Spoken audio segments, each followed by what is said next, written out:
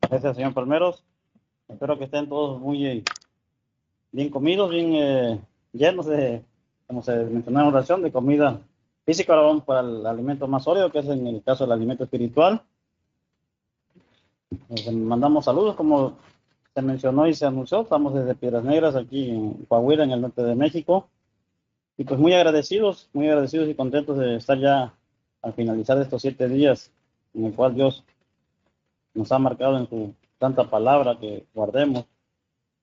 Y como lo hemos leído ya en varios estudios desde que inició esta fiesta y años atrás, siempre es bueno repasar nuevamente las escrituras, y para ello les voy a pedir, para iniciar, que vayamos a Levítico 23. Siempre, señor Armstrong, como nuestro ministro, señor Jim Mortensen, siempre, y los demás ministros que hablan de la palabra de Dios, se iban a este libro de Levítico, el libro de la ley. Y dice en el capítulo 23, versículo 1, nomás para repasar. Y se habló y habló Eterno a Moisés diciendo: habla a los hijos de Israel y diles: las fiestas solemnes del Eterno, las cuales proclamarás como santas convocaciones, serán estas. Eso es lo que estamos cumpliendo en esta tarde. Algunos se preguntarán qué hacemos un lunes, segundo día de la semana, que mucha gente está trabajando. Bueno, aquí está la instrucción. Y inicia en Levítico hablando de la primera fiesta, que son los sábados semanales, en el versículo 3. 6 días se trabajarán, mas el séptimo día será de reposo. Y agrega santa convocación: ningún trabajo harás. Día de reposo es del Eterno en donde quiera que habitéis. Es por esa razón que estamos en este lugar, aquí sin trabajar y guardando este día santo. Versículo 4. Estas son las fiestas solemnes del Eterno, las convocaciones santas, o sea, las reuniones o las asambleas, a las cuales convocaréis en sus tiempos, cada uno en su tiempo. El sábado es el séptimo día. La fiesta de los panes sin levadura es el día 15 del primer mes. Se celebrarán durante 7 días. Hoy estamos en el séptimo día, es lo que dice aquí la escritura. Brinquemos al versículo 15 del mismo capítulo. Como dentro de esta fiesta de panes sin levadura también inicia otro tiempo de conteo de días. Como lleva mi sermoncillo, tiempo de conteo y preparación. Dentro de esta fiesta de panes sin levadura, cuando uno todavía no termina, se empiezan a contar días. Y aquí está la instrucción en el versículo 15. Y si contarás desde el día que sigue al día de reposo, dentro de la semana esta de 7 días, fue el sábado pasado que tuvimos, hace 3 días atrás. Empezamos a contar 50 días. El domingo fue el primer día. Hoy es el segundo día. Ya estamos en el segundo del 50º, de los 50 días que vamos a contar hacia Pentecostés. Dice: desde el día que ofreciste la gavilla de la ofrenda mecida, 7 semanas cumplidas serán. Versículo 16. Hasta el día siguiente del séptimo día de reposo, contarás ¿cuántos días? 50 días. Entonces ofrecerás el nuevo grano a Jehová o al Eterno. Entonces estamos, aparte de celebrar la fiesta de los panes sin levadura, estamos en tiempo de conteo. Como yo les compartía hace 8 días en el primer día de panes, este tiempo es tiempo de comunión, tiempo también de humildad, de sencillez, pero también es un tiempo de contar días, de prepararnos. ¿Prepararnos para qué? Como ustedes recuerdan, y lo hemos visto desde la noche de ser recordada, este pueblo que Dios sacó de Egipto, el pueblo de Israel, era un pueblo que había perdido todo el conocimiento, no sabía nada al respecto de las fiestas de Dios. Entonces tuvo que aprender con el paso de los días. Y lo primero que aprendió fue aquella noche cuando pasó el ángel de la muerte, la noche de la Pascua, y empezó a reconocer al eterno Dios. Después le vinieron más cosas a este pueblo. Salieron el día 15 de ir a esa tierra de Egipto, y ellos caminaron varios días. Ya hace un tiempo yo les di un estudio, ¿cuántos días tardaron para llegar al monte Sinaí? Y en ese estudio yo les mencionaba que tardaron 50 días, 47 días desde que salieron de Egipto hasta llegar al monte Sinaí. es la fiesta de Pentecostés. Entonces ellos, en ese lapso de días, principalmente en la primera semana, como la que nosotros acabamos de transcurrir, les pasaron muchas cosas, les pasaron muchas pruebas. No solamente salir de Egipto y ya eso fue todo, no. Así como nosotros, Dios nos mostró el camino, nos mostró que tenemos que salir del pecado, no basta con eso. Tenemos que seguir perseverando, tenemos que seguir andando en este camino, que no es fácil. Desde que nosotros dejamos este mundo, en la cuestión del pecado, tenemos que luchar, tenemos que perseverar. Y durante el camino mucha gente o muchas personas se van a desanimar, como lo mencionaba en la mañana en la traducción del señor Mortensen. Mucha gente se desanima. Hay gente que tiene 40 años en la iglesia, 50, no sé, y al final ya no quieren hacer nada, ya al final se encuentran cansados. Y no es natural, pero es comprensible hasta cierto punto porque son muchos años, pero eso para Dios no es justificable. Tenemos que seguir como si fuera el primer día.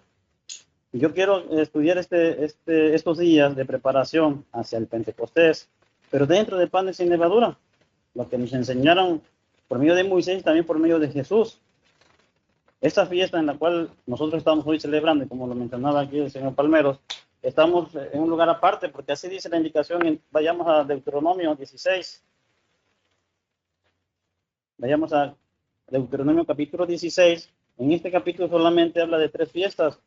Muchos de los cristianos tradicionales, algunos nada más celebran 3 fiestas porque dicen que son las únicas, lo que dice aquí en Deuteronomio, pero no se refiere a eso. Estas son fiestas de peregrinación, donde el pueblo de Israel salía. Y en el versículo 16 del capítulo 16 dice: 3 veces al año se presentarán todo hombre tuyo delante del Eterno tu Dios, ¿y cómo dice? En el lugar, ya lo hemos visto muchas veces, lo hemos estudiado, en el lugar que él haya escogido. Solamente hay 3 veces en el año donde tenemos que salir de nuestras casas, que es panes sin levadura, como lo ven arriba, Pentecostés y tabernáculo. 3 veces. Dice, donde el Señor tu Dios, en el lugar que haya escogido, en la fiesta de panes sin levadura, 1. En la fiesta de Pentecostés, 2. Y en la fiesta de los tabernáculos. Nadie se presentará delante del Señor con las manos vacías. Por eso durante la mañana hicimos la recolección de la ofrenda. Hay otra instrucción que habla de lo mismo, que es pasemos a Éxodo 23, el libro de la historia de la salida de Israel de Egipto. Pero vamos a ir al capítulo 23 y vamos a iniciar en el versículo 14. Y aquí en mi Reina Valera actualizada 2015 dice las fiestas de peregrinación. Dice el versículo 14: 3 veces al año me celebrará la fiesta. Eso no quiere decir que son 3 fiestas nada más, se refiere a 3 veces fuera del lugar donde vives, donde habitas. Guardarás la fiesta de panes sin levadura. 7 días comerás panes sin levadura, algo que ya hemos hecho hasta el día de hoy, como te he mandado, dice. Y dice, en el tiempo señalado, en el mes de Abib, en el primer mes. Porque en ese mes saliste de Egipto, y nadie se presentará delante de mí con la mano vacía. Vuelve a decir lo mismo que leímos en Deuteronomio, con las ofrendas que hoy se levantaron. Versículo 16, guardarás también la fiesta de la siega, o sea, la fiesta de Pentecostés, la de las primicias, de los primeros frutos, de lo que haya sembrado en el campo. En el versículo 17, dice, 3 veces en el año se presentarán todos tus hombres delante del Eterno tu Dios. Eso es lo que estamos haciendo hoy, aquí en Guatemala, en Chile, en Chicago. Estamos cumpliendo con las instrucciones de lo que Dios dejó por medio de Moisés. Lo interesante que yo estuve al ir haciendo este sermoncillo es de que el pueblo de Israel en estos 7 días aún no llegaban al Mar Rojo. Muchos piensan que ya habían librado la batalla, ¿no? Vayamos a Números 33, por favor. Al libro de Números, en el capítulo 33, vamos a leer del versículo 3 al 5.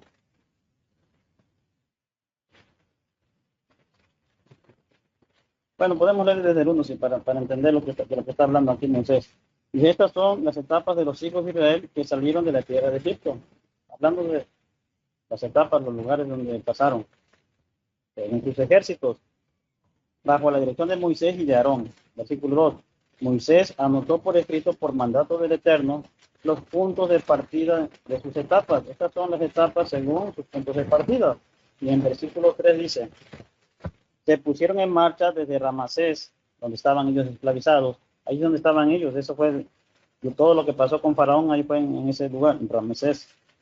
Dice, el día 15 del mes primero, que es el día del primer día de panes sin levadura, cuando ellos partieron de ahí, que era el segundo día de la Pascua, ¿sí? Porque el día 14 es la Pascua. Los hijos de Israel salieron osadamente, apresuradamente se fueron, a la vista de todos los egipcios. Versículo 4.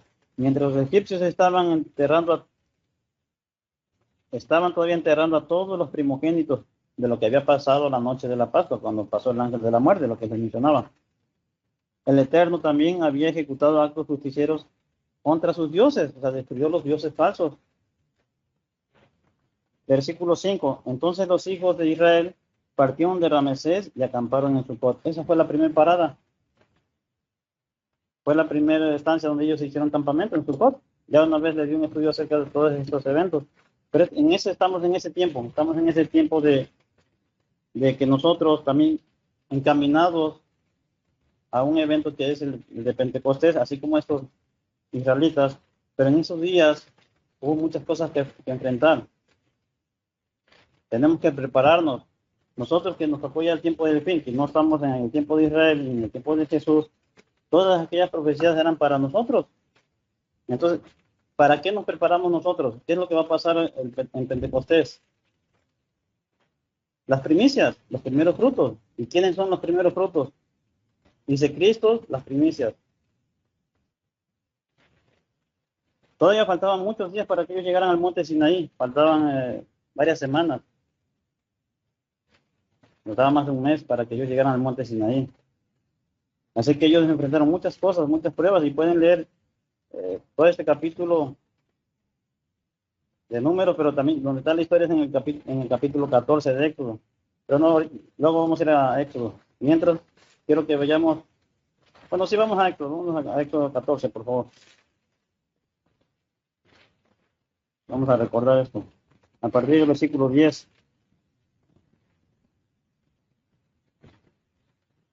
Bueno, vamos al versículo 8. El Eterno endureció el corazón de Faraón, rey de Egipto. Aquí ya habían salido los israelitas. En estos días que nos encontramos en estos tiempos del calendario.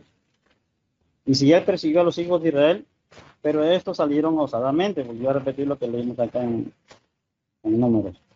Versículo 9. Los egipcios los persiguieron con toda la caballería. Y eso es lo que nos pasa a nosotros. Nos lo explicaba el señor Mortensen, el señor Magnar.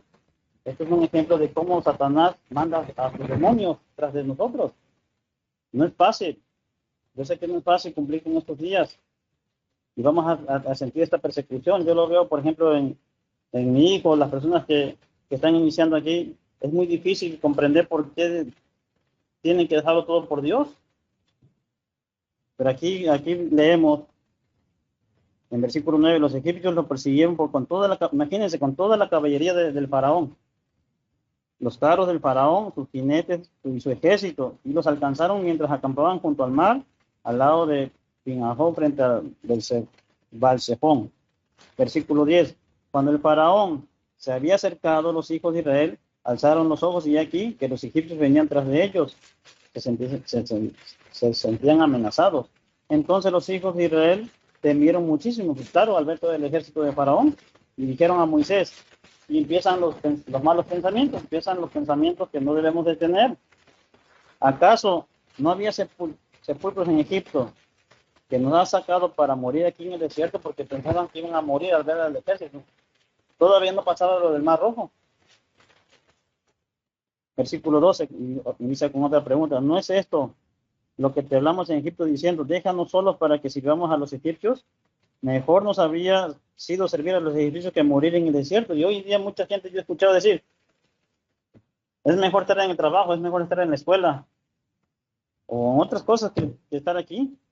Moisés respondió al pueblo, y algo que yo les leía la vez pasada, en un versículo que me gusta mucho, dice, no teman, en exclamación le dijo Moisés, no teman, estén firmes y verán la liberación que el Eterno hará a favor de ustedes. A los egipcios que ahora ven, nunca más los volverán a ver. Pero los israelitas no creían, porque estaban viendo que los egipcios venían acercándose con toda la caballería y con todo el ejército. y ustedes se quedaran en silencio. O sea, no tenían que reprochar. No lo hicieron, porque así si nosotros seguimos leyendo, ellos no se quedaron en silencio. Vayamos al Nuevo Testamento. Siguiendo con estos ejemplos, vamos al libro de Juan, al Evangelio de Juan, el discípulo amado. Y vamos a iniciar en el versículo 1.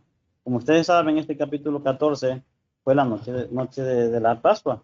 Fue cuando Jesús ya había cenado y se quedó platicando con sus discípulos en la casa de Juan Marcos. Es Juan 14, versículo 1. Y miren cómo comienza aquí según lo que leíamos en el capítulo 13, pero dice en este capítulo, no se turbe el corazón de ustedes. ¿A quién estaba diciendo esto Jesús? ¿Creen en Dios? Crean también en mí. A diferencia de los israelitas que tenían a Moisés, nosotros tenemos a Jesucristo. Dice, en la casa de mi padre muchas moradas hay, hablando del tercer cielo. De otra manera, se los hubiera dicho, voy pues a prepararles lugar a ustedes. Y no se refiere nada más a los discípulos, como lo hemos leído, o lo podremos leer en Juan 17, sino a todos los que van a creer en la palabra de ellos. Y si voy y les preparo lugar, vendré otra vez, hablando de su segunda venida, cuando venga con poder, y los tomaré conmigo, para que donde yo esté, ustedes estén también conmigo. Esto mucha gente lo ve más adelante como el rapto, pero no es así. Y saben a todos dónde voy y saben el camino. ¿Cuál camino? ¿Cuál es el camino que tenemos que seguir? Los mismos discípulos no entendían porque Tomás le dice, Señor, no sabemos a dónde vas, ¿cómo podremos saber el camino? Jesús tenía mucha paciencia para sus discípulos medio lentos para aprender. Y le dijo, yo soy el camino. Jesús es el camino, Jesús es el único que te puede llevar lo que les dijo allá Moisés a la liberación, igual para nosotros. Yo soy el camino, yo soy la verdad, y yo soy la vida. Nadie viene a mí, nadie viene al Padre sino por mí. Si me han conocido a mí, también conocerán a mi Padre. Y desde ahora lo conocen y lo han visto. Entonces Felipe, otro discípulo, Señor, muéstranos al Padre y nos basta. O sea, no estaba entendiendo nada de lo que acaba de decir Jesús. Jesús le contestó, tanto tiempo he estado con ustedes, Felipe, y no me has conocido, le pregunta. El que me ha visto a mí, ha visto al Padre. ¿Cómo pues dices, muéstrame al Padre? ¿No crees que yo soy en el Padre lo que estudiamos la semana pasada, la comunión que había entre Padre e Hijo?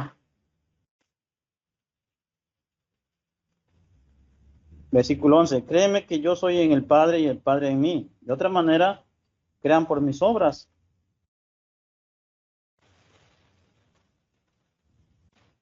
Vamos a brincar al versículo 20 de este mismo libro, porque es muy largo. En aquel día, hablando de aquel día, de cuando Él regrese y los va a tomar así a ellos, en aquel día ustedes conocerán que yo soy en mi Padre y ustedes en mí y yo en ustedes. El que tiene, y aquí está la clave de cómo entender el camino. ¿Cuál es el camino? ¿Cuál es el camino que lleva al reino de Dios? ¿A dónde iba a vivir Jesús? Cuando le preguntó Tomás, muéstranos el camino. En aquel día dice, el que tiene mis mandamientos y los guarda, él es quien me ama, y el que me ama será amado por mi Padre, y yo lo amaré y me manifestaré a él. Entonces, versículo 22 le dice Judas, no el Iscarioto, el otro Judas, Señor, ¿cómo es que has de manifestarnos a nosotros y no al mundo? Hablando de aquel día. Respondió Jesús y le dijo, si alguno me ama, mi palabra guardará, o sea, me obedecerá. Y mi Padre lo amará, y vendré a él, y haremos nuestra morada con él. Habrá una comunión entre Padre, Hijo y el hermano, o en el caso de nosotros. El que no me ama no guarda mis palabras, y la palabra que escuchan no es mía, sino la del Padre que me envió. Jesús, como leímos, ese es el camino. Esa es la única manera que nos puede llevar en este camino que hemos empezado esta peregrinación desde aquel momento que decidimos dejar el mundo atrás. Así como ese pueblo de Israel, durante el camino fueron, creo que fueron 3 millones, no recuerdo cuánto, la cifra de, ¿cuántos eran? ¿3 millones? Algo así. Pero mencionaba el señor Mortensen en la traducción, solamente dos personas entraron. Fue Josué y Caleb, me parece. Los dos únicos que entraron a la tierra prometida. Los dos únicos. Imagínense, el mismo Moisés y Aarón murieron en el desierto. Ahí ustedes van a ver en la historia cómo Dios los castigó a toda aquella generación por desobedientes y por reprochar. 10 veces, dice que 10 veces les perdonó su falta de fe, su falta de creencia, su falta de obediencia. 10 veces. Pero Dios es un Dios que disciplina, que ama pero disciplina y enseña y instruye. Si no hubiera hecho eso, Moisés no hubiera entendido ni aquella generación. Claro que Moisés va a estar en la primera resurrección, pero tuvo que aprender a obedecer en su vida. Hoy nosotros creemos que por estar aquí ya no nos va a pasar nada, que vamos a tener una vida de tranquilidad y de comodidad. No, no es así. Estos israelitas caminaron 40 años en el desierto bajo temperaturas. Claro, la nube de Dios, ustedes pueden buscar donde dice, los protegió, estuvo siempre con ellos, pero sufrieron. No fue un camino fácil. Tuvieron que batallar, tuvieron que sufrir. Nosotros hemos celebrado esta fiesta así, pero tenemos que seguir preparándonos para lo que viene. Este evento de Pentecostés, que es igual, así como la Pascua simbolizaba la muerte de Jesús. Aquí nosotros también estamos teniendo un significado dual. Los discípulos del Pentecostés recibieron el Espíritu Santo. Nosotros aquí vamos a recibir en el tiempo del fin.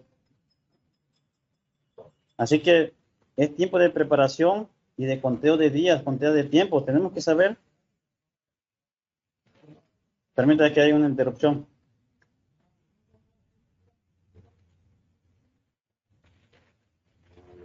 El adversario. Sí, entonces es tiempo de conteo, como hemos leído, y para ello quiero nada más que vayamos a leer unos versículos de Daniel que tienen que ver con el tiempo del fin, este tiempo de preparación y este tiempo de peregrinación que tenemos nosotros como iglesia de Dios. Como saben ustedes, Daniel fue un profeta, y en el capítulo 12 habla del tiempo del fin. Vamos a leer en el versículo 6. No, versículo 5 dice: yo, Daniel, dando su testimonio, miré y aquí que dos estaban de pie. Uno estaba del lado de la orilla del río y el otro al otro lado de la orilla del río. Había dos ángeles. Entonces dije al hombre vestido de lino que estaba sobre las aguas del río: ¿cuándo será el fin de estas cosas sorprendentes? De lo que hemos leído en lo que estaba profetizando, lo que había escrito Daniel. Versículo 7: escuché al hombre vestido de lino que estaba sobre las aguas del río, quien alzó su mano derecha y su mano izquierda al cielo y juró por el que vive por los siglos o por las edades. Y aquí hay una frase que en la iglesia de Dios siempre está presente. Dice que será tiempos y medio tiempo. Se ha interpretado que son 3 años y medio, 3 años y algo, no exactamente, no se sabe exactamente cuántos días son, pero más adelante lo dice. Todas estas cosas se cumplirán cuando se acabe el poder de la fuerza del pueblo santo.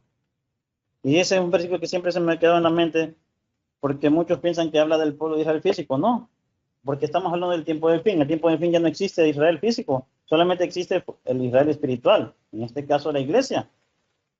Yo escuché, pero no entendí. Pues, claro que no entendió Daniel, porque no se hablaba de su pueblo, hablaba de la iglesia, del tiempo del fin. Y vuelve a repetir nuevamente la pregunta, y el Señor mío, ¿cuál será el final de estas cosas? Y en versículo 9 le contestó: anda, Daniel, estas cosas están cerradas y selladas hasta el tiempo del fin. No sé si a ustedes les timbra esto en su mente, pero esto es para nosotros, para la iglesia del tiempo del fin. Muchos serán limpiados, muchos serán emblanquecidos y muchos serán purificados, hablando de los que iban a dormir antes. Pero los impíos obrarán impíamente, y ninguno de ellos entenderá, pero los sabios entenderán. Versículo 11. Desde el tiempo que se ha quitado el sacrificio continuo, algo que el señor Mortes nos ha explicado muy bien qué significa esto, hasta la abominación desoladora habrá 1290 días. Pero al que a mí me llama mucho la atención es el siguiente versículo, el versículo 12, que tiene que ver también con conteo de días. Así como estamos contando de aquí a Pentecostés, dice, bienaventurado el que espere y llegue hasta 1335 días. No habla de tiempos y la mitad de un tiempo, no. Y ustedes sacan cuentas, ¿en qué calendario está basado este versículo 12? ¿En el hebreo o en el gregoriano, con cual que estamos hoy de 365 días? Para evitar esas confusiones, el ángel le dijo sobre días. Los días son de 24 horas. Simple. Y 1335 días son 3 años, 8 meses. Más de 3 años y medio. Entonces, nosotros, dice, pero tú, Daniel, continúas hasta el fin y descansarás y te levantarás, hablando de la resurrección. Estos 1335 días terminan cuando llega Jesús. Entonces, hay eventos que nosotros tenemos que estar al pendiente en este tiempo del fin y tenemos que contar. Tenemos que ver qué es lo que está pasando, en qué tiempo nos encontramos. Vayamos a Mateo 25 para ver las advertencias de Jesús acerca de este tiempo del fin. Y como ustedes saben, y lo hemos leído ya muchas veces, la parábola de las vírgenes. Por tiempo no voy a leer toda la parábola, pero voy a comenzar el versículo 5 de Mateo 25. Dice, como tardaba el novio. ¿Dónde hemos escuchado esas palabras hoy en la iglesia? Que dicen que Dios tarda, que todavía falta mucho tiempo, que no estamos en el tiempo del fin. Todas las vírgenes cabecearon y se quedaron dormidas. A la medianoche se escuchó gritar, he aquí el novio. Alguien a gran voz gritó, he aquí el novio, salgan a recibirle. Entonces todas aquellas vírgenes se levantaron y alistaron sus lámparas. Y las insensatas dijeron a las prudentes, porque más atrás decía que las sensatas habían preparado sus lámparas, 5 de ellas y 5 no. Danos de su aceite, porque nuestras lámparas se apagan. Sí tenían, pero tenían poquito aceite, o sea, no se esforzaron, no se prepararon, se enfriaron, se desanimaron por lo que veían, por lo que sentían, por lo que oían. Así como estos israelitas, en la iglesia de Dios vamos a ver que nos vamos a desanimar y vamos a poner peros y protestas y cosas. Dice, después vinieron también las otras vírgenes diciendo, Señor, Señor. Perdón, versículo 10. Mientras ellas iban para comprar, porque se regresaron a comprar aceite, llegó el novio. Y las preparadas, entraron con él a la boda y se cerró la puerta. Después vinieron también las otras, las que ya habían comprado según aceite, y dijeron, Señor, Señor, ábrenos. Versículo 12. Pero él le respondió, dijo, de cierto los digo que no las conozco. Y aquí está el consejo. Versículo 13. Velen. ¿Velar qué es? ¿Alguien ha trabajado de velador? Yo creo que, o alguien sabe lo que es velar, estar al pendiente, estar alerta, despierto, ver qué pasa, si pasa una persona que no es de la colonia, no sé, tienen muchas cosas lo de velar, porque no saben ni el día ni la hora. Vayamos a Mateo 24 ahora, un capítulo que, como decía el señor Morden, que nos debemos de saber de memoria ya, que habla sobre las señales del tiempo del fin. Vamos a leer en el versículo 32 una parábola sobre la higuera. Como ustedes saben, ahorita nosotros nos encontramos en primavera. La fiesta de panes sin levadura ocurre en primavera. Pentecostés ya no ocurre en primavera. Dice, de la higuera aprender la parábola, cuando su rama ya está tierna, y eso lo vemos ahorita aquí nosotros en el norte, que ya los árboles empiezan a brotar, ya tienen más de un mes que empezaron a brotar hojas nuevas. Y sus hojas saben que el verano está cerca, sí, porque es muy corto la primavera.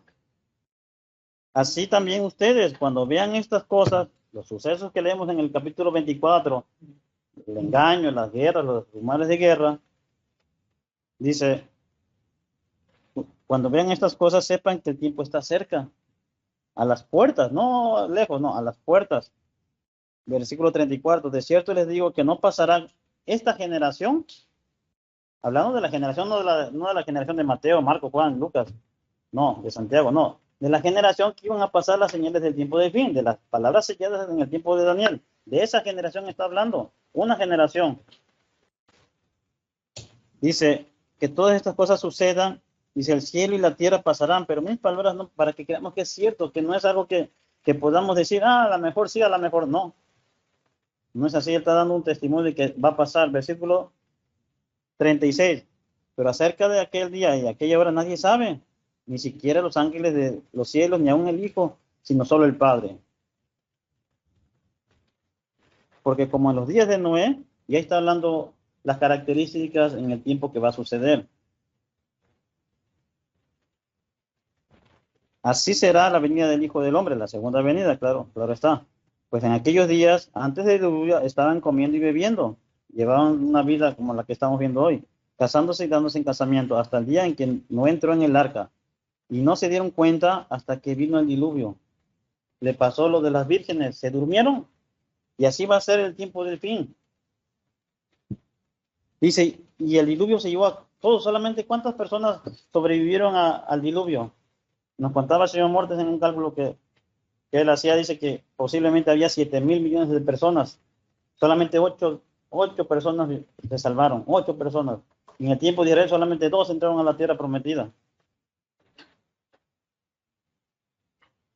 Y si no se dieron cuenta hasta que vino el diluvio y se los llevó a todos, así también será la venida del Hijo del Hombre. Yo les pregunto a ustedes, ¿cuántos creen que de los que estamos hoy reunidos vamos a estar cuando venga Jesús? ¿Cuántos? Dice el versículo 40. En aquel entonces estarán 2 en el campo. El uno será tomado y el otro será dejado. 2 mujeres estarán moliendo en un molino. El uno será tomado y el otro será dejado.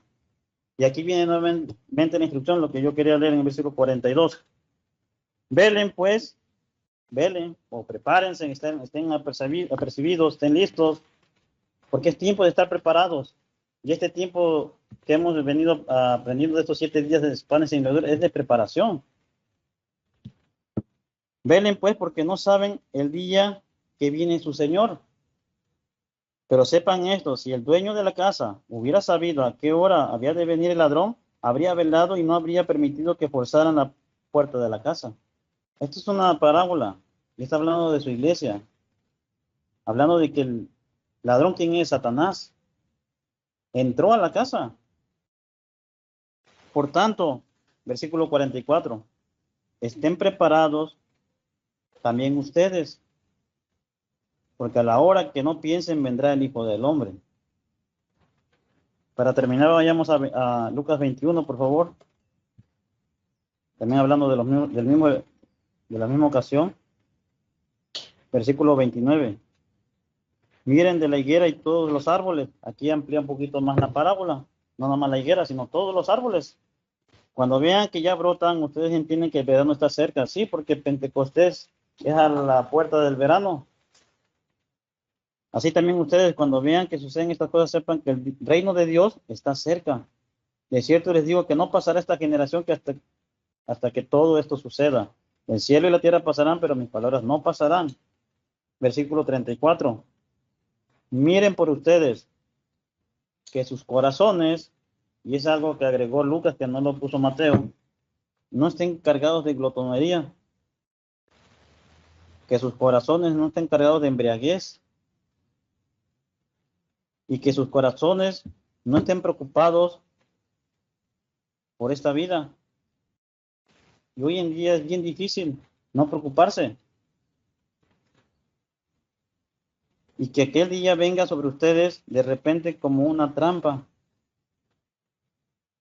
Porque vendrá sobre todos los que habitan sobre la superficie de toda la tierra. En versículo 35. Y para terminar, versículo 36. Velen pues en todo tiempo. Y aquí está un poquito más específico que Mateo. Orando para que tengan fuerzas.